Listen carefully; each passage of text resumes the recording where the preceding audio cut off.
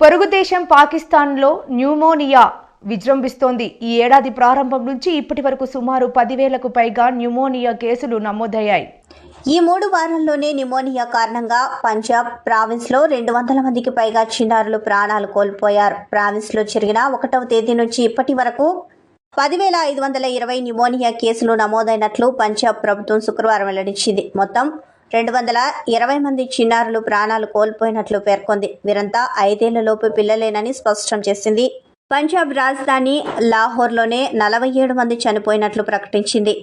అతి శీతల వాతావరణం కారణంగానే ఈ మరణాలు సంభవించినట్లు తెలిపింది. ప్రాణాలు కోల్పోతున్న వారిలో ఎక్కువ మంది పోషకాహార లోపం, న్యూమోనియా వ్యాక్సిన్ తీసుకొని వారేనని స్పష్టం చేసింది. ఇక గతేడాది పంజాబ్ ప్రావిన్స్లో న్యూమోనియా కారణంగా 990 మంది మరణించినట్లు ప్రభుత్వం తెలిపింది. మరోవైపు శీతల వాతావరణ పరిస్థితుల నేపథ్యంలో జనవరి 31 వరకు పంజాబ్ ప్రావిన్స్లో పాఠశాలలు ఉదయం తెరుచుకోవడంపై ప్రభుత్వం నిషేధించింది.